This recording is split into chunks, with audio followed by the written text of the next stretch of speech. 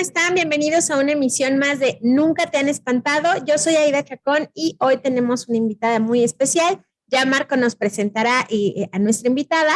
El programa de hoy se llama Animales y Leyendas y bueno, vamos a estar intercambiando historias de animales que estén en las leyendas, pero vamos a entrar en materia y a detalle ya mejor con nuestra invitada. Marco, por favor, preséntanos a nuestra invitada de hoy. Muy bien, gracias Aida. Soy Marco Antonio Molina y hoy tenemos una invitada muy especial. Nos da gusto que haya aceptado la invitación. Es la doctora Xochiquetzali Cruz. Ella es doctora en Filología Medieval, Áurea e Hispanoamericana en la UAM Iztapalapa, de donde yo soy egresado y me da gusto decirlo, ¿sí?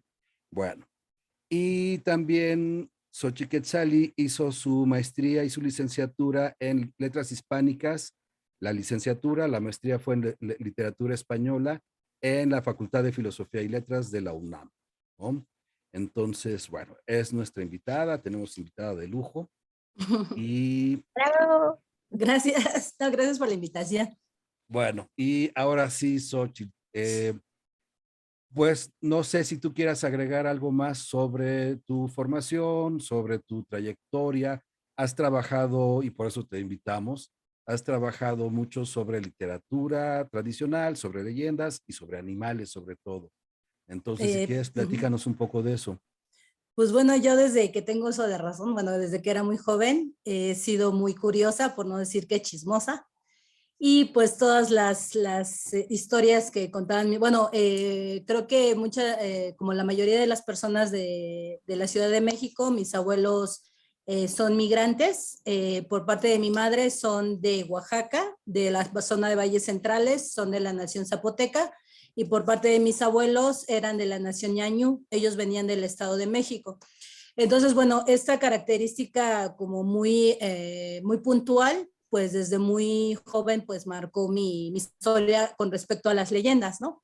Entonces yo escuchaba las historias de mi abuelo, porque bueno, mi abuelo paterno, se llamaba Cayetano, era muy devoto del Señor de Chalma. Entonces, por ejemplo, nos contaba la historia del leñador encantado con su perro, nos contaba, bueno, cuando iban de su pueblo a Chalma a peregrinar, pues nos contaba todo esto. Mi abuelo decía que aquí en su casa había un tesoro, que bueno, yo ahorita les cuento la anécdota, que yo fui a verificar que sí estaba. Y pues bueno, desde muy joven pues comencé a enamorarme de, bueno, mi vocación que es la literatura, ¿no? Y crecí con todas estas historias, como creo que todos tenemos alguna historia. Y pues esto lo he llevado, pues sobre todo con mis alumnos, ¿no? He sido maestra de universidad también en prepa. Y pues bueno, es algo que nos toca a todos, ¿no? Entonces, bueno, ya a raíz de eso, pues yo comencé a grabar desde muy pequeña, desde los 12, 13 años, con una de esas grabadoras de cassette muy chiquitito, por ahí tengo todavía las grabaciones. Y ya cuando ya entré a la facultad, pues me di cuenta que pues podrían ser muy importantes para, por ejemplo, el estudio de las mentalidades o la historia simbólica. Y sobre todo leí al doctor José Manuel Pedrosa, que es una de las autoridades en literatura oral, sobre todo en España, y comenzamos un proyecto que fue el laboratorio de literaturas orales en la UAM Iztapalapa, que bueno, seguimos trabajando en ello. Y pues bueno, nos comenzamos a juntar con con varios compañeros, ¿no? Bueno, contigo, Marco, bueno, Aida, supongo que también trabajas esto, con la doctora Mayra Borbón, con la maestra Ángeles Navarro, con el doctor Oscar Abenojar, que bueno, ahí tenemos otro equipo de trabajo que se llama Paisajes Orales de México, que está unido a la RIEMO, que es como la asociación a nivel América bueno, de muchos, digamos, grupos de trabajo, porque bueno, queremos que esto se haga como más amplio, porque bueno, toda América está poblada desde el norte hasta Tierra de Fuego por todas estas historias, ¿no? Entonces, pues así fue como pues comencé con esto. Muy bien, muchas gracias. Pues sí, ya tienes una larga trayectoria y en alguna plática previa que habíamos tenido, pues me di cuenta de eso. Ah, organizas también un congreso y bueno, ¿por qué no nos platicas? Porque ya llevan varias ediciones del congreso. ¿Cómo se llama? ¿Dónde podemos encontrarlo? No, me decías ahorita que iban a empezar a subir videos. ¿Por qué no nos cuentas un poco eso? Pues bueno, esto se remonta al año 2013, cuando estábamos haciendo la maestría, tanto, bueno, mi coorganizadora, que es la doctora Marcela Penélope Fernández Izaguirre, y las dos en ese tiempo éramos medievalistas, entonces trabajamos colecciones de Shempla, bueno, yo, españolas, y pues bueno, ella trabajaba animales en el libro de Alexandre y yo en las colecciones de Shempla, ¿no? Sobre todo en el Sendebar. Entonces de ahí, bueno, yo la conocí y vimos que había como, bueno, hay otros congresos, pero pues quisimos que hubiera uno en la literatura. Y pues fue en una plática de café en la facultad que sería muy interesante pues comenzar a hacerlo, ¿no? Entonces, eso fue en el 2013, la primera edición fue en la Facultad de Filosofía y Letras en el 2013. Y en ese sentido, ya comenzamos con luego se hizo en el 2015, todavía en la facultad. Después en el 2017 ya estuvimos en la UAM. El cuarto fue también en la UAM y que fue este último. Y en el 2023 vamos a tener la quinta edición, que ya serían 10 años. Y pues a raíz de eso, pues hemos visto que pues bueno, de hecho hay departamentos a nivel mundial, en Canadá, en Francia. En Francia está el doctor Michel Pastoureau, que él ha trabajado los animales en la literatura medieval. En Canadá, en Calgary, también hay un departamento especializado en animales. ¿Por qué? Porque el animal es como un constructo simbólico muy importante, ¿no? Habla de nosotros como especie, ¿no? Es decir, que nos gusten a alguien los perros, o a otros los gatos. Es decir, ha sido un referente muy importante que ha sido como un reflejo de los seres humanos que nos vemos, ¿no? Es decir, el simbolismo animal se basa en lo que tenemos en común con las otras especies y pues nos vemos reflejados en ello, ¿no? Entonces ahí podemos rastrear pues el ideario, podemos idear la historia simbólica, es decir, por qué ciertos animales nocturnos y por qué no otros, es decir, el animal Claro. traspasa, ¿no? No solo, o sea, no solo convivimos con ellos, sino es una arquitrabe simbólica que pues está, bueno, nació con la humanidad misma, ¿no? Entonces lo vemos convertidos en dioses, los vemos convertidos en tótems, los vemos convertidos incluso en el doble, ¿no? En esta cuestión como del nahual o de muchas cosas, ¿no? Es esta parte salvaje que tenemos los seres humanos que no dejamos de ser. Y pues bueno, a raíz de eso el próximo año, pues bueno, el Congreso es itinerante y estamos viendo ahora dónde lo vamos a organizar. Fue en la UAM Zapalapa, a ver si lo hacemos ahí de nuevo, pero queremos que sea un poco más grande, ¿no? De hecho, ahorita hay un congreso en la en Portugal y hubo otro apenas en Egipto. Entonces, bueno, el animal puede ser tratado por pues por muchas aristas, ¿no? Y a raíz de eso, pues se sacaron las primeras memorias, que bueno, les voy a enseñar. Este es el primer libro, que no se ve muy bien, pero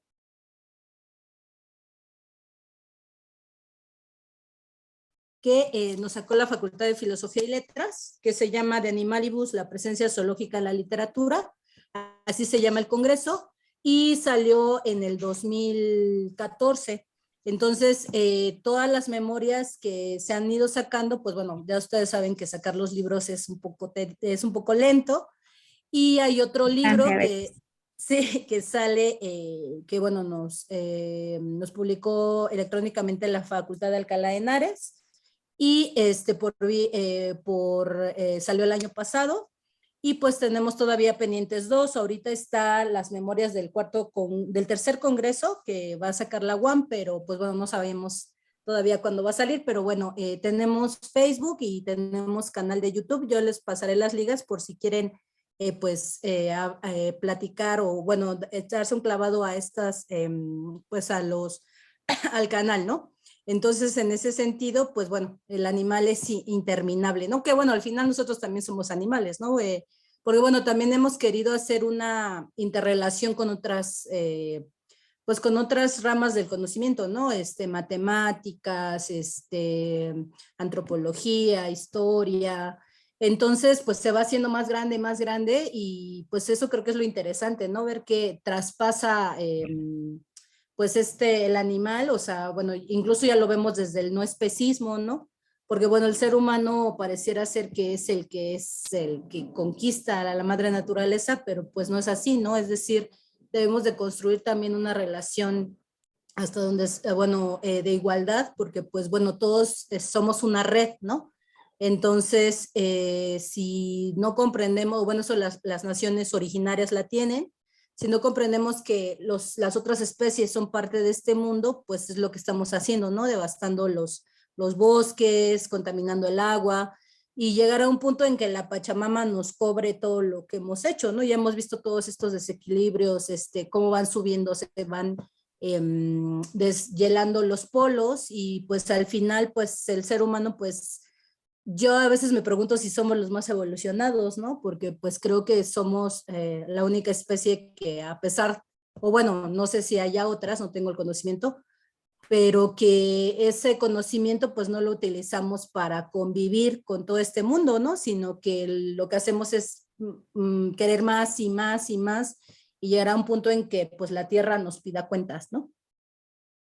Sí, claro, en ese sentido, pues como lo mencionas, ya hay bastantes facturas que nos ha estado pasando el mundo, ¿no? Yo creo que la pandemia actual es el ejemplo más reciente y que nos está tocando y que todavía nos está dejando muchas enseñanzas en muchos aspectos, no solamente en este aspecto de la cosmovisión que tenemos, ¿no? O de Ujú. este paradigma mecánico del universo, sino también en la cuestión económica, en la cuestión social, ¿no? De convivencia tecnológica, con tanta tecnología, ¿por qué no vivimos mejor, ¿no? Por el contrario. Entonces, sí, sí, lo que mencionas es absolutamente actual y absolutamente, pues, real, ¿no? Lo estamos viviendo ahorita. Sí, de hecho, y pues bueno, todo esto pues va unido al itinerario, ¿no? Y a mí, por ejemplo, lo que me sorprende es que pareciera ser que estamos como, diríamos, entre comillas, civilizados, pero todas estas historias donde aparecen, por ejemplo, los animales van mutando, ¿no? O sea, es uno de los elementos. Porque, por ejemplo, bueno, por dar un ejemplo muy burdo tal vez, los familiares que se dan en la brujería europea, por ejemplo, los gatos negros, los sapos, las serpientes, cuando brincan los europeos o llegan a América, que bueno, sabemos que no fueron los primeros en descubrir América, se convierten en otros, ¿no? En búhos, en guajolotes, en ratones. Es decir, cómo los animales, incluso, bueno, las leyendas van mutando y se convierten en otros referentes, ¿no? Es decir, por ejemplo, la mandrágora se convierte en la hoja de coca, o se convierte en el toloache, o se convierte, por ejemplo, en el colibrí. Ah, porque bueno, no mencioné, pero también trabajo literatura inquisitorial del siglo XVII y XVIII, y pues mi tesis doctoral fue sobre animales y brujería en México y en Perú. Entonces aparecen animales como por ejemplo colibríes, que bueno, por esta cuestión, una cuestión muy fálica, una cuestión muy sexual.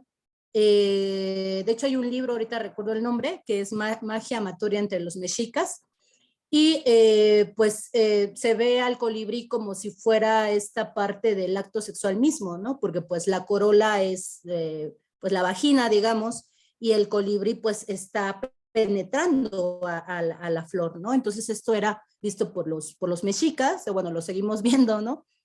Y entonces este animal se convierte como en un referente para que tú tengas como muchas relaciones, ¿no? Muchas relaciones amorosas en ese sentido. Y si, por ejemplo, nos vamos a hacer antropología urbana, y bueno, es algo muy triste, pero en el mercado del Sonora todavía se da mucho el tráfico de colibríes, tanto machos como hembras, porque, por ejemplo, si tú quieres conquistar a una mujer, pues tiene que ser un colibrí macho, ¿no?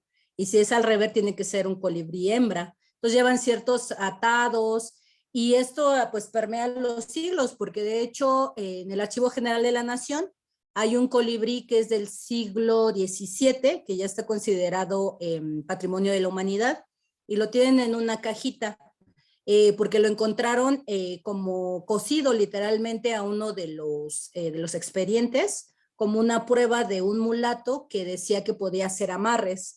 Entonces ese colibrí tiene ya más de 300 años, ¿no? Entonces, o sea, a lo que voy con todo esto es que el simbolismo sigue, ¿no? Entonces la Sí, claro. gente, la gente sigue teniéndolo, ¿no? Bueno, hay una expresión de ese que tienen un chupamirto, pero pues viene por eso, ¿no? Entonces, a mí me interesa todo esto, ¿no? Ver cómo es como ir haciendo antropología literaria, ¿no? Es decir, ¿por qué esos animales y no otros, ¿no? ¿Por qué, por ejemplo, es un gato negro? ¿O por qué se hace con un colibrí? ¿O por qué si vemos de estas palomas negras, no sé, bueno, si han escuchado ustedes, pero mi abuelo decía que si entraban estos ratones viejos, era símbolo de la muerte, ¿no? Entonces, y también han pasado cosas muy extrañas con los animales, creo que pues a nosotros, sobre todo, nos han pasado cosas que no podemos explicar, ¿no? Entonces, y bueno, al final de todo esto, pues yo sí creo que hay cosas que no podemos explicar y porque yo las he constatado.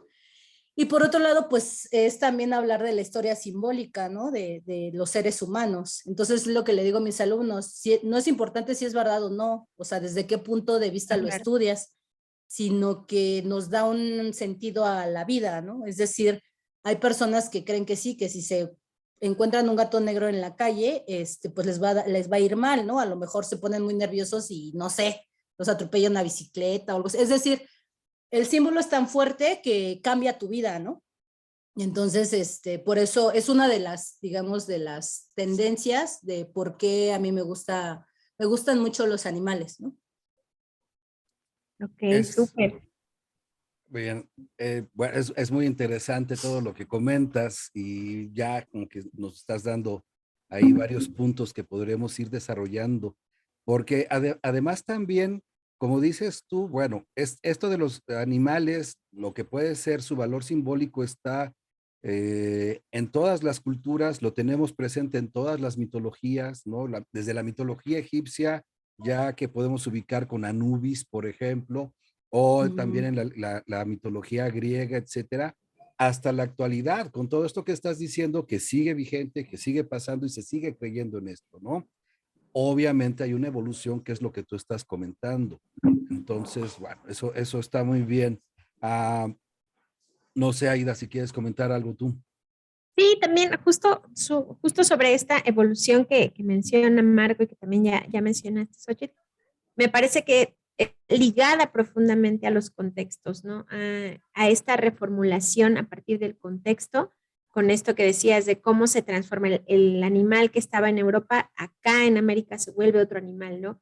Cumpliendo la misma función, pero se vuelve otro animal y se ancla a los referentes Ujú. contextuales que ya existen, ¿no? Los animales que existen aquí y los que están a lo mejor ya relacionados en el imaginario con ciertas características van a suplir aquellos animales que no nos parecen tan cercanos o que no nos parecen tan propios de esa región, pero la leyenda, la tradición se mantienen en eso, ¿no? O se arraigan gracias a esa reformulación que existe, ¿no? Ese proceso de reformulación. Sí, porque tenemos, por ejemplo, en literatura algo que se llaman centros literarios, o sea, es como, haz de cuenta que, bueno, ustedes saben que todas las leyendas, pues es como si aventaras una piedra al estanque, ¿no?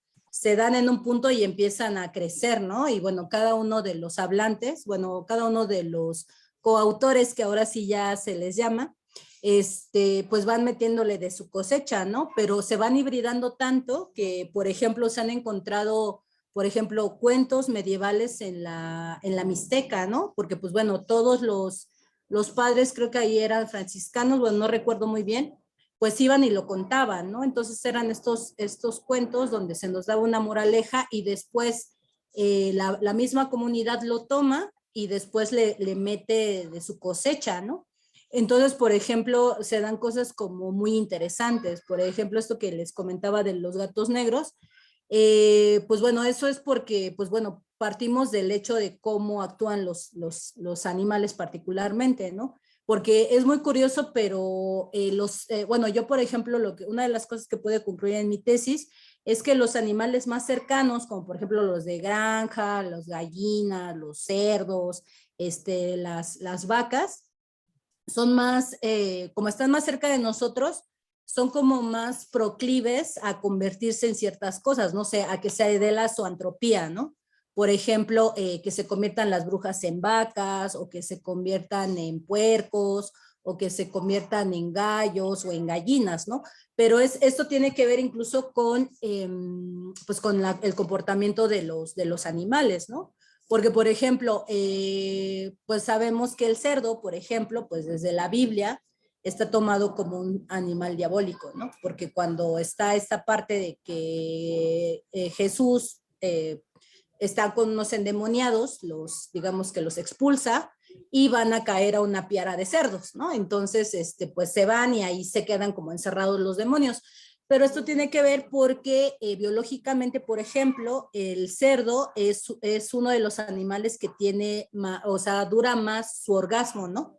Entonces, eso pues se va uniendo mucho a los pecados, ¿no? Como a la, pues como a la lujuria, ¿no? O por ejemplo, en la Edad Media, otro de estos animales pues era el conejo, porque sabemos que se procrea mucho al año, ¿no? Entonces, es muy interesante cómo partiendo de cómo son, se van uniendo estas cuestiones simbólicas, ¿no? Entonces, por ejemplo, los gatos negros, pues bueno, en primera, pues los gatos pues siempre andan merodeando, ¿no? Y cuando tienen cópula, pues parece que están arrancándose cosas, ¿no? Y parece que están llorando niños. Y esto se da mucho, sobre todo cuando vienen las grandes pestes, la peste negra, porque pues bueno, sabemos que era por las pulgas de las ratas, ¿no? Pero la gente soltaba gatos, pero pues eran demasiadas ratas y bueno, también las cuestiones que se daban en Europa, pues saben que las situaciones de higiene pues no eran las ideales, ¿no? Entonces la gente pues empezó a odiar a los gatos porque pues decían que no servían para nada, ¿no? Y entonces hay un mito bueno, hay una historia, mejor dicho, de la gata blanca. Entonces era una gata blanca que tenía una cruz en el lomo, pero era una cruz negra. Entonces a los gatos negros se les da esta cuestión de como del demonio y a estas gatas eran las gatas de Dios, ¿no? Entonces estas gatas, y bueno, eso viene en muchas historias de la Edad Media, y pues sí cazaban a las ratas, ¿no? Pero pues bueno, la peste era tanta que pues no podían hacer nada, ¿no? Sí, Entonces, claro. sobre todo los animales nocturnos son los que tienen como todas estas valencias, ¿no? Negativas. Los búhos, por ejemplo, el guajolote es algo muy interesante que, bueno, seguramente ustedes han escuchado historias sobre brujas que se convierten en guajolotes, ¿no? Sí, Y claro. esto tiene un trasfondo muy interesante porque, bueno, voy a contar una historia y de ahí voy a ir sacando hebra. Sí. Mi mamá es de un pueblo que se llama Santo Domingo Tomaltepec, que es muy cercano al árbol del Tule, cerca de Oaxaca. Y entonces ahí, pues bueno, una de mis tías, ella me lo contó, me decía que cuando ella era niña, se la quería llevar una bruja, pero bueno, mi bisabuelo se llamaba Octaviano, era, digamos, como uno de como de los comerciantes más importantes del pueblo, porque él era talabartero y panadero. Entonces hagan de cuenta que la casa era enorme, es una casa que tiene más pues de 100 años, ¿no? Entonces mi tía contaba que, bueno, varias noches comenzaba a llorar y que pues no sabían por qué, porque pues la niña ya había comido y todo, y un día la encuentran tirada al amanecer junto a la puerta, pero lo que tiene mi tía es que tiene rasguños, está así toda golpeada, y entonces pues mi bisabuelo pues estaba muy preocupado, ¿no? Porque pues bueno, mi tía era una bebé y su hija pues tenía como 20 años. Entonces, bueno, platicando con sus trabajadores, le comentan que uno pues que la que se la quería llevar era la bruja, ¿no? Entonces le dice que cómo puede salvar a su nieta, porque de hecho ya a mi tía la daban por muerta. Entonces le dice, bueno, van a ver a un señor del pueblo de al lado y le dice que vayan a cortar en el monte. Es el árbol del pirul, pero en zapoteco le dicen yalach. Entonces dice que vayan a cortar ramas y que le saquen punta de los dos lados. Entonces dice que cuando la niña empieza a llorar en la noche, que todos sus trabajadores, tenía como unos 15 o 20 trabajadores, comienzan a echar estos palos con dos puntas por todos lados en el corral. Había un nogal enorme enfrente de la casa y ahí que lo echaran, ¿no? Entonces, pues mi bisabuelo desesperado porque pues no sabía qué hacer, pues va con sus trabajadores a cortar estas puntas y cuando empieza a caer la noche, comienzan a aventarlo por todos lados, ¿no? Entonces ya la niña comienza a dejar de llorar y pues se supone que pues santo remedio, ¿no? Pero pues ya, digamos que mi tía se salva, pero a los 2 días va una comadre de mi bisabuelo a hablar con él y le dice que, pero traía, o sea, hasta se me hace cinematográfico porque trae un rebozo, ¿no? Entonces le dice que quiere hablar con él. Entonces le dice que sí, de hecho era una señora que había trabajado con ellos, ahí echando tortillas y todo esto. Pero bueno, esto todo lo contaba él en zapoteco, ¿no? Porque bueno, evidentemente también ahí se transmina toda esta cuestión, pues de la cultura zapoteca, ¿no? De Valles Centrales. Entonces, bueno, para no hacerles el cuento largo, entra señora y les dicen al cuarto grande, al cuarto del santo, que es un cuarto muy grande de adobe, donde está pues donde está el santo, que bueno, está un altar, y platica con ella porque también mi bisabuelo pues se quería como proteger, ¿no? Entonces cuando la señora se abre, bueno, se quita el rebozo, ve que está llena de hoyos, literalmente. Entonces ella le dice que le va a pedir disculpas porque ella le quería hacer como el mal, porque bueno, como mi abuelo llegó a tener pues mucho dinero, pues decían que mucha gente le tenía envidia, ¿no? Entonces quería hacer esto pues para llevarse a mi tía, ¿no? Y bueno, cuentan que la señora falleció a los 3 días, ¿no? Y en el mismo pueblo también se decía que se convertía en guajolote, pero esto viene, porque bueno, aunque es una zona zapoteca, hasta allá llegó la cultura mexica, ¿no? Entonces, los guajolotes o los guaxolot, si uno le rasca un poquito a sagún, viene de unas mujeres que se llaman las Quisquimiski, me parece que se llaman, ahorita me acuerdo bien del nombre, pero eran mujeres que nacían en un día aciago, que es el Cejecat. Entonces eran días malos, ¿no? Entonces todas las personas que nacían en este día eran brujos o tenían la capacidad para curar, porque bueno, nos han dicho que los nahuales pues solo son negativos, ¿no? Y también pueden ser hombres o mujeres, y bueno, no lo digo yo, lo dice López Osti, que pues pueden ayudar a curar, ¿no? Entonces estas personas que nacían en estos días, pues tenían esta capacidad de transformar la naturaleza, ¿no? Pero es muy interesante porque uno de los animales en los que se convierte Tezcatlipoca, que luego es tomado por los españoles como el demonio, bueno, que no fue tomado por demoníaco por los españoles, Sí, son los cualquier guajolotes. cosa. Sí, de hecho, cualquier cosa que les era extraña, ¿no? Sí, Y entonces, guaxolo, bueno, xolot quiere decir monstruo, ¿no? De ahí viene, por ejemplo, el ajolote, que es el monstruo, pero es bicéfalo, es decir, bueno, tiene dos visiones, ¿no? Es anfibio, vive en el agua y vive en la tierra. Y el guajolote es lo mismo, el guajolote es, pues bueno, no sé si han visto los guajolotes machos que tienen como muchísimas verrugas y así, ¿no? sí. Entonces, pues de ahí podemos, pues de ahí viene que por qué las brujas o bueno, se conviertan en guajolotes, ¿no? Por estas marcas, llamémosle así, de la unión con Tezcatlipoca, y después ya se le van agregando, digamos, las características de las brujas europeas, ¿no? Que se robaban a los niños, en el pueblo de mi mamá dicen que juegan con ellos en un lugar que le llaman el Calvario, que es donde se cruzan los caminos. Entonces dicen que agarran a los niños como pelotas y los están aventando y después los encuentran en los matorrales ya muertos, ¿no?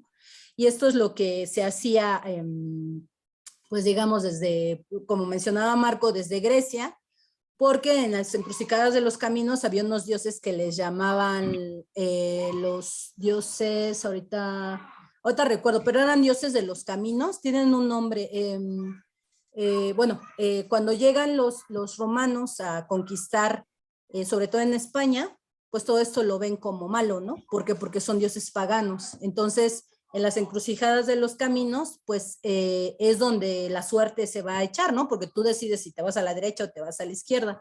Conécate, ¿no? Entonces, ajá, sí, los dioses lares, ya me acordé, así se llamaban.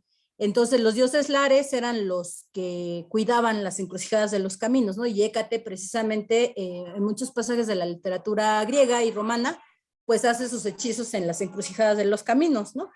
Entonces, pues ahí vemos igual cómo se va, pues no sé, renovando, o sea, cómo viene incluso desde los griegos y llega hasta una población en Oaxaca, ¿no? Que pues ahí, porque incluso Celestina, roba tierra de una encrucijada para, pues para hacer sus brujerías, ¿no? Y que eso también es muy común en la cultura mexicana, ¿no? Y en mexicana y latinoamericana. O sea, tomar tierra de estas encrucijadas o llevar a alguna obra, algún camino así que se usa, eso también es muy, muy común. Sí, Sí, o pues que entierran a la gente, ¿no? está Esto, justo la película de La Encrucijada, ¿no? La de Robert Johnson, el bluesista, que es ahí donde encuentra en la encrucijada, encuentra al diablo, ¿no? Pero también que lo habíamos mencionado hace algún tiempo, en la religión yoruba también, en las encrucijadas también se hace brujería, ¿no? Y que están relacionadas con el eguá en particular, ¿no? sí, eso es muy interesante porque, o sea, al final vemos que los contextos se van como repitiendo, ¿no? O sea, es como si fueran sustratos. Al final es una literatura, digo, perdón, una cultura hegemónica que pues llega donde hay otra, ¿no? Ya sean los umbros con los hispanos o los romanos, llegan aquí los españoles y pues comienzan a ver todo esto como demoníaco, es decir, como lo otro lo comenzamos a demonizar porque no, o lo entiendes o lo rechazas, ¿no? Entonces es por eso tan común, bueno, no debería de ser, pero así es, se van dando, por ejemplo, la animalización se da con todos los otros, ¿no? Por ejemplo, pues bueno, volviendo a la figura de la bruja, hay brujas que son muy, o sea, son los extremos, ¿no? O son mujeres muy guapas, que son que las ves y te enamoras de ellas, o son mujeres pues muy horribles, ¿no? O sea, son mujeres que o tienen verrugas y bueno, a lo mejor pues así cada quien es diferente, ¿no? Pero al final es lo que muestra esto es nuestro miedo a lo que no conocemos, ¿no? Entonces, y bueno, A lo por que no ejemplo, conocemos, ay, perdón, te interrumpí, no, a lo sí, que no no está bien. conocemos y a lo que está fuera de los estándares, ¿no? Porque lo que tú Exacto. mencionas ahorita son los polos, o es una mujer muy hermosa que está fuera del Ujú. estándar, o una mujer muy horrible, grotesca, que incluso hasta resulta repulsiva, que también está muy fuera del estándar, ¿no? O sea, según Ujú. esta visión, por supuesto. Y ahí es donde la otredad se vuelve una amenaza, porque no está dentro de este pequeño parámetro que es la norma. Sí, porque de hecho, pues ahí viene, porque no es casualidad que pues la mayoría de las grandes casas de brujas en Europa, pues son mujeres, ¿no? Sí había hombres, pero pues eran como muy, muy poquitos. Y es que te digo, bueno, les digo, los imaginarios son muy interesantes, porque de hecho hay que hacer una diferencia, por ejemplo, entre brujería y hechicería, ¿no? Porque bueno, esto lo podemos ver desde los casos inquisitoriales. La brujería es un sistema que ya está como estandarizado, es decir, esto, bueno, digamos que es en el siglo XII con la creación de la Inquisición, porque bueno, recordemos que viene el cisma, ¿no? El cisma de la iglesia, pues necesitan echarle la culpa a alguien, ¿no? El pueblo judío es uno de los grandes, digamos, cajones desastre donde le echan como los grandes problemas, ¿no? Por ejemplo, decían que incluso si vemos las caricaturas o bueno, las ilustraciones del pueblo judío durante las grandes expulsiones de Ubeda en 1370, en 1492, cuando se da la última, pues vamos a ver que tienen rasgos muy animalizados, ¿no? Es decir, rasgos como de ratones, como de cerdos, como de sapos, porque es decir, no son seres humanos, ¿no? Son otra cosa. Y desgraciadamente son prejuicios, ya es lo que yo le he comentado a mis colegas, hay que ver de dónde vienen los prejuicios, porque todavía siguen, ¿no? Es decir, si nos vamos a la Alemania nazi, se creía lo mismo, que los judíos envenenaban los pozos, ¿no? Y pues eso viene desde el siglo XII. Y por ejemplo, otra de las razas que fueron traídas, o bueno, de los seres humanos que fueron traídos a la Fuerza América, pues fueron los habitantes de África, ¿no? Entonces, lo mismo pasa con la animalización, incluso también de los indígenas, ¿no? Es decir, incluso la palabra mulato viene de la palabra mula. Mula, claro, claro, Entonces, y porque es la tremenda. combinación. Ajá, es Sí, brutal porque es entre el caballo y el burro, ¿no? El caballo es el español y el burro es el indígena, ¿no? exacto.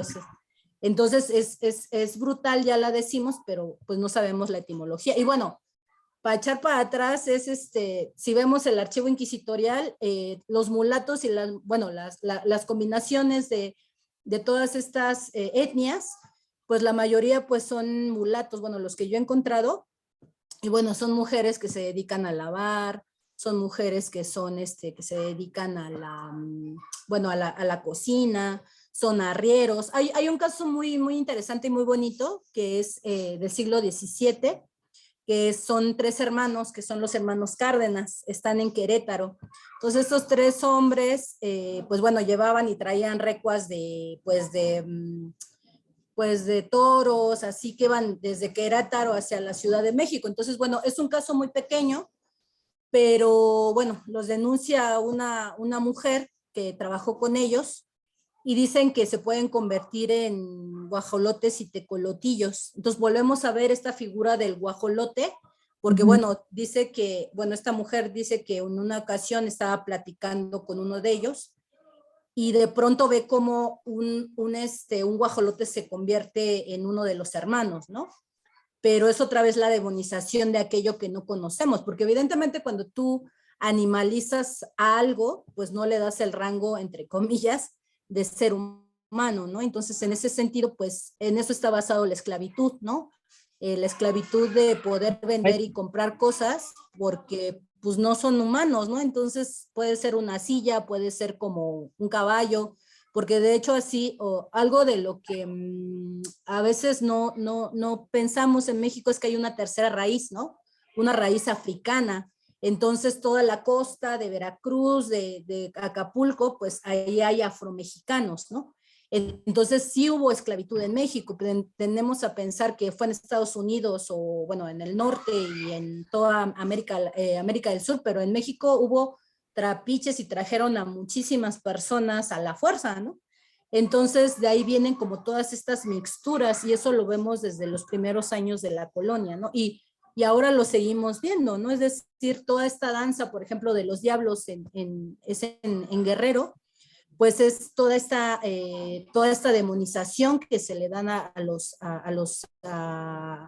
africanos, ¿no? Está ahí el pueblo de Yanga, que fue pues uno de los primeros esclavos que se levantó, ¿no? Porque bueno, eran brutales las maneras en cómo los trataban. Y pues esto lo vemos, o sea, son esos prejuicios los que digamos, se proyectan en los animales, ¿no? Porque ¿a qué los unen más? Pues a los monos, ¿no? Es decir, y en ese sentido es terrible, porque esto viene, o sea, lo mismo lo puedes ver con los árabes, o lo puedes ver con los judíos, o lo puedes ver con los indígenas, o lo puedes ver con los africanos. Es decir, hay animales que son, digamos, no muy bonitos de ver desde el punto de vista europeo, y las demás etnias en eso se convierten, ¿no? Entonces, y el bestiario medieval nos decía que, por ejemplo, el demonio era como un mono, ¿no? Que tenía una cola tan grande que no se le veía el fin. Y bueno, aunado a que pues también los monos pues tienen una sexualidad pues muy abierta. Entonces, bueno, evidentemente sí te parecías o bueno, estas razas, o ahí viene esta visión de poder esclavizar, ¿no? Es decir, ahí se basa incluso la frenología, ¿no? Que si tu frente estaba más amplia o tus pómulos estaban más grandes, pues entonces te parecías a un mono, ¿no? Entonces no podías tener esta cuestión de pensar con una persona. Como un humano. Exacto, entonces, pues de ahí, pues bueno, todas estas pseudociencias, pues justifican todas estas brutalidades. Y bueno, no hablemos más de los indígenas, ¿no? O sea, los indígenas no eran consideradas como personas adultas, ¿no? Sino eran menores. Entonces, pues también pues bueno, vinieron pues es lo que pasa en todas las conquistas, ¿no? En una conquista nadie gana ni nadie gana nada, ¿no? Sino al final, pues diezmaron casi el 70% de las personas, que al final, pues bueno, es parte de nosotros. Pero todo esto lo podemos ver en los archivos inquisitoriales, ¿no? Y bueno, hay muchísimo de dónde cortar. Y pues bueno, al final, pues las brujas, pues eran muchas, en sus casos, pues eran mujeres, pues que eran independientes, ¿no? Que eran curanderas, que hubo casos muy, muy sonados de mujeres que pues podían tener sus propias, se podían sostener a sí mismas, no necesitaban de un hombre a su lado, pero pues evidentemente eso hasta el día de hoy pues está visto de una manera pues Está brutal, fuera ¿no? de la norma. Exacto. Exactamente. Me estaba acordando de la historia esta de la mulata de Córdoba. También, no sé si la ubiquen. Sí, es De bueno, las más igual. famosas, ¿no? Sí, y de hecho fíjate que hay un referente en Guatemala, es la misma chica, ahorita no recuerdo su nombre, le llaman la Tatuana, pero es exactamente la misma historia, es una mujer que es mulata, que es de una belleza extraordinaria, pero ahí volvemos a ver estas características, ¿no? Que es de una sexualidad exacerbada, ¿no? Que la veían pasar y se embrujaban con ella, y era una mujer que sabía hacer amarres, todo esto. Entonces al final, pues la encierra creo que uno de sus amantes y ella empieza a dibujar un barco, ¿no? En la pared. Y ya cuando va a llegar el día de que la van a, pues la van a castigar, pues ella se mete en la pared y se va en el barco, ¿no? Y la misma historia está en Guatemala, nada más que a ella le llaman ahí la Tatuana. Entonces, bueno, lo que voy con todo esto es que las historias van a cuestas con las personas, ¿no? Es decir, muchas de las historias que se contaban, por ejemplo, en España, llegan aquí a México y se hibridan con la cultura, pues no sé, mixteca, zapoteca, perdón, setzal, etcétera, ¿no? Entonces, y es por eso que es tan interesante, o sea, por ejemplo, esto es un pequeño botón, ¿no? Pero, por ejemplo, no sé, también historias de, pues de tesoros, ¿no?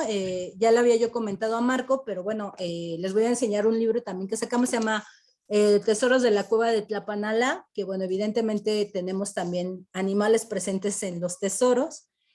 Y Sí. pues todo esto comienza, o bueno, mi afición por estas historias de tesoros, les comentaba que mi abuelo decía que aquí en la casa había un tesoro enterrado.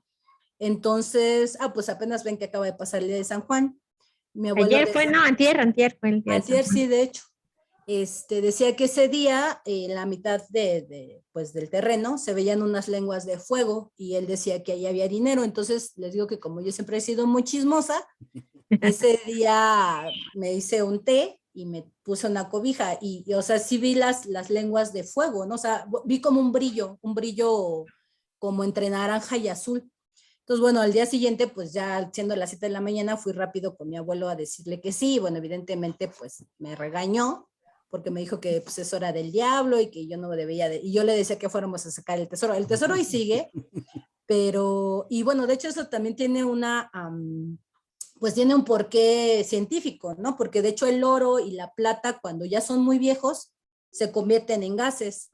Entonces, eso es lo que vemos, pues lo que brilla, ¿no? Y de hecho eso en Perú, los saqueadores de tumbas, ahorita no recuerdo cómo les llaman, bueno, los que van a sacar las tumbas de allá de Perú, les llaman que es un mal, cuando tú abren las tumbas, ellos respiran Los gases. ese gas, ajá, y lo que pasa es que se van intoxicando. Entonces, evidentemente te das cuenta quién es saqueador de tumbas, porque pues te pones muy amarillo, ya no comes, pero pues es porque te envenenas, ¿no? Entonces, la gente dice que pues es porque ese dinero no era para ellos, ¿no? Entonces, pues bueno, yo vi eso, mi abuelo me regañó, mi abuelita me curó, me limpió con alcohol y romero y todo esto, y gritó mi nombre en una olla. Entonces es muy interesante por cómo el ritual trata de emular el nacimiento como tal, ¿no? Porque bueno, la olla de barro donde gritó mi nombre era como una,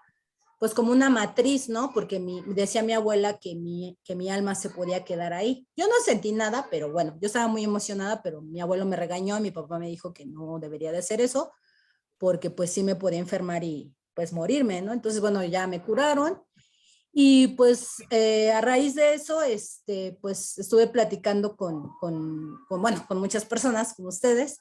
Y en Puebla tengo una amiga que es también de letras, que se llama Marcela Viañez, que su papá sabe muchas historias, ¿no? Entonces, a raíz de eso nos contó una historia de un tesoro, pero que era de un tesoro que está cerca de Tlapanala, pero que estaba custodiado por un demonio, pero era un hombre desnudo. Entonces toda la gente contaba que por ahí había un tesoro, porque bueno, esto se basa en la revolución, donde se da el cruce otra vez de los trenes, y decían que los villistas, pues siempre, pues ahí había el intercambio de trenes, ¿no? Entonces, de hecho es una historia que es el tesoro de los carrancistas, y uno le rasca un poco, es por ahí, ¿no? Entonces, según hay ladrones que se roban todo este tesoro que llevaba Carranza hacia el norte, y lo esconden en una cueva, ¿no? Entonces, la gente decía que se encontraban dinero. Entonces, el papá de Marcela, que es don Juan Humberto, un día se fue con sus amigos a buscar pues a buscar el tesoro, ¿no? Y sí fueron con su detector y todo, y vieron a este ser, ¿no? Que es un hombre joven, pero que está totalmente desnudo. Está a la entrada de la cueva y está siempre acostado, pero a la hora que vayan nunca deja de estar ahí. Entonces, pues les daba miedo a los demás, ¿no? Porque sabían que allí había oro, pero decían que si lo ibas a agarrar, pues te morías, ¿no? O si te tocaba a ti, pues era dinero maldito, ¿no? Y pues comenzaron a buscar por otras haciendas, y comenzaron a encontrar, por ejemplo, el oro se convierte, por ejemplo, en avispas, o se convierte en abejas, porque al final no te toca, ¿no? Entonces te pican las abejas y pues te vas, o se convierte en carbón, ¿no? Entonces Ah, sí. vemos ese referente otra vez o bueno, hay custodios, ¿no? Que son como perros, ¿no? El cancerbero, que es de 3 cabezas, que aquí decimos que es un perro enorme con ojos de brasas, ¿no? Ajá, de fuego. Exacto, entonces, y bueno, eso viene desde los griegos, cuando querían entrar al río Estigia, bueno, querían entrar al inframundo, y estaba Cerbero enorme, y pues no dejaba entrar a las almas, ¿no? Y pues bueno, hay otra historia que, bueno, les quería compartir, que bueno, es una historia que viene del Estado de México, que bueno, la recopiló una de mis alumnas. Es una historia, bueno, si quieren luego les paso el video completo, y ella la intituló Los dos Juanes, porque bueno, su papá nos cuenta la historia, y bueno, voy a tratar de resumir, aunque no le voy a hacer, digamos, justicia al papá de mi alumna, porque él lo cuenta, y eso es lo interesante, la gente te dice, es que yo lo viví, ¿no? Y a mí Claro, y nadie te me lo lo cuentan cuenta. con una emoción, con detalles, o sea, sí, sí, sí. Siempre hacer ese trabajo es muy interesante. También Sí, por todo eso, ¿no? Que cuentan y cómo sí, lo cuentan. porque es la verosimilitud, ¿no? Es decir, ellos dicen que sí les pasó, ¿no? Aunque bueno, han pasado ya 50 años o 60, pero bueno, esta historia le pasó a la abuelita de mi alumna, porque bueno, para no hacerles el cuento largo, ella tenía una tía, que decían que estaba mal de sus facultades mentales. Entonces en la noche iba a caminar al cementerio, y decían que ahí tenía que ver con el diablo. Luego regresaba y bueno, decían que tenía algo, ¿no? Pero no le hicieron caso hasta que una vez empezaron a escuchar en la madrugada que un niño lloraba. Entonces ella sustrajo a uno de sus sobrinos y lo quería bañar, bueno, es lo que ella decía. Entonces puso una tina, comenzó a bañar al niño y lo estaba ahogando, ¿no? Lograron rescatarlo, pero pues fue muy extraño, porque pues ella no se comportaba así, ¿no? Tenía como 2 o 3 meses que algo había pasado. Entonces, bueno, vuelve a aparecer esta cuestión de que pues quieren saber qué le pasa, porque es una mujer muy joven, y pues de pronto empieza a actuar extrañamente, ¿no? Entonces van a buscar a un curandero en el pueblo cercano, otra vez se repite la historia, y les dice que están muy atentos de qué es lo que pasa con ella en todo su día, porque digamos que en el día pues es entre comillas normal, ¿no? Es decir, pues no hace nada, pero es en la noche donde comienza a actuar extraño. Entonces, bueno, comienzan a seguirla, pero se dan cuenta que ella se quedaba en un petate en un cuarto, y pasaba algo muy extraño. Les dijo el curandero que se fijaran a quién veía antes de las 12 de la noche, pero ellos decían, pues, ¿a quién va a ver? Pues, si no hay nadie, ¿no? Entonces, bueno, se quedan en el cuarto con ella sin que los vean, y al 5 para las 12 se abre la puerta, y ven que entra un gato negro. Entonces, bueno, el gato entra, comienza a merodear con ella, se sienta al lado, bueno, se acuesta, se acurruca con ella, pero pasa algo muy raro, el gato le orina la cara. Entonces, eso es como bastante escatológico, muy extraño, y luego el gato se va, ¿no? Entonces, a partir de que eso pasa, ella se levanta y comienza a hacer como todas estas cosas raras, ¿no? Es decir, se sale, corre desnuda, se va al cementerio.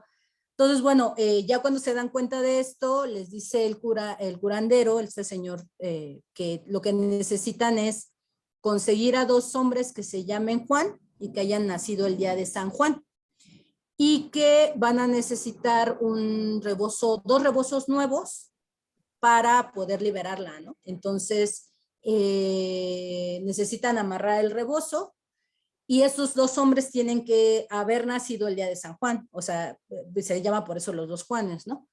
Entonces, ahí se extrapola otra historia de la historia de la abuelita de mi alumna, que ahorita no recuerdo su nombre, y dice que en una ocasión ella fue a la letrina, porque pues era una comunidad rural, y que estaba en la letrina y que vio a esta tía cómo se ponía unas alas de petate. Esa imagen es muy bonita, son alas de petate, y que se comienza a convertir en guajolote, pero que se quita el cabello, hace una trenza y se corta, bueno, se quita las piernas, luego se convierte en guajolote y se va, ¿no? Entonces, bueno, ella se regresa corriendo y bueno, ya regresa a primer nivel de la historia que les estoy contando de los 2 Juanes, y el curandero les dice que lo que van a hacer es que van a esperar, se van a esconder todos, o sea, como si fueran normal que va para que el gato entre, ¿no? Entonces ya todos se ponen en sus lugares, se ponen los 2 Juanes, pero les empieza a enseñar que se tienen que, pues como comunicar entre ellos con señas, porque ya va a llegar un punto en que no van a poder hablar, o sea, hagan de cuenta, se amarran el rebozo de un lado y el otro se lo amarra de otro y hay un nudo flojo en medio. O sea, es como un nudo, pero se van a ir jalando uno y otro para hacer ese nudo como más fuerte, ¿no?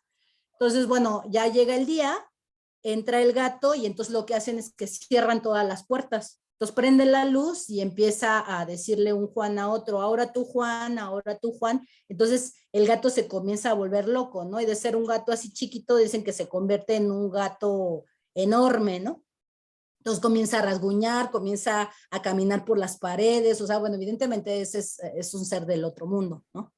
Entonces, cuando llega un punto en el que le quieren pegar con machete, no pueden, le quieren disparar porque eran los 2 policías, se encasquillan las armas y llega un punto que ya no pueden hablar, ¿no? Entonces, se va armando este nudo, se va cerrando y este ser va, pues se va debilitando y se va haciendo más pequeño. Entonces, llega un punto en que se cierra totalmente el nudo y el gato cae, ¿no? Cae tirado y entonces ahí es cuando lo amarran y se lo llevan así como, pues como en un palo y lo sacan, ¿no? Pero el nudo ahí queda. Entonces el curandero les dice que para que puedan liberar a esta tía, pues tienen que quemar a este gato, ¿no? Entonces hacen una gran hoguera, ponen al gato como si fuera un cabrito y empiezan a quemarlo, pero pasan toda la noche y los familiares, pues la tía se queda ahí tirada, ¿no? Y pues ya creen que está muerto, pero el señor les dice, no, todavía no está muerto. Entonces agarra, mete la mano, le quita un pedazo de piel y ven que abajo de esa piel pues hay una persona, ¿no? Entonces les dicen, ¿ya quieren que se muera? Y ellos le dicen, pues sí. Entonces dice que saca un cuchillo y se lo clava en el corazón, ¿no? Entonces este animal da un grito terrible y pues muere, ¿no? Pero él les dice, tienen que fijarse dónde hay muerto, porque ahí es donde está pues la persona que estaba haciendo el mal, ¿no? Entonces es muy interesante porque el narrador dice que es una bruja nahuala, o sea, no dice que es ni una bruja ni un nahual, sino que es una combinación. Y lo que viene es extraordinario porque, bueno, al final era una chica que dicen que extrañamente llegó al pueblo, pero que llegó a fundar una escuela de belleza, pero que en la escuela de belleza, pues las chicas iban a bailar, iban a tomar, estaban peinando a las 7:12 de la noche, y que entonces ahí ella les enseñaba brujería, ¿no? Pero ella llega un día así sin que nadie la conozca, y la chica que muere, pues es esta peinadora, ¿no? Entonces, una de sus alumnas pues era esta tía, ¿no? Esta tía que pues estaba embrujada. Entonces, lo que se presume es que este ser, este animal, era ella, bueno, era su doble, que la iba como a convertir como en una seguidora del diablo, ¿no? Pero es muy interesante cómo antes eran las aquelarres en el bosque, o que se hacían así, y ahora es una escuela de belleza, ¿no? Entonces, a mí me parece muy Totalmente actual. Es interesantísimo. una reformulación muy, muy interesante, ¿no? Pero fíjate, Sí, justo estaba recordando eso de los aquelarres, de algunas otras películas que hemos visto que sacan estos aquelarres donde el animal se lleva, que no es un animal, o no es un animal común, no es un animal que habla, es un animal lo que se lleva a alguien, a este aquelarre para convertirlo en un seguidor del diablo, porque siempre la imagen es el diablo, ¿no? Que está detrás de esto. Es bastante interesante cómo funciona o cómo hacen estas ritualidades de atracción de más seguidores. sí, Xochitl, porque al final, y bueno, volvemos a ver la otra edad, ¿no? Porque, o sea, los aquelarres también les llamaban el Sabbat, y el Sabbat es una de las fiestas importantes del Días. pueblo judío, ¿no? Ujú.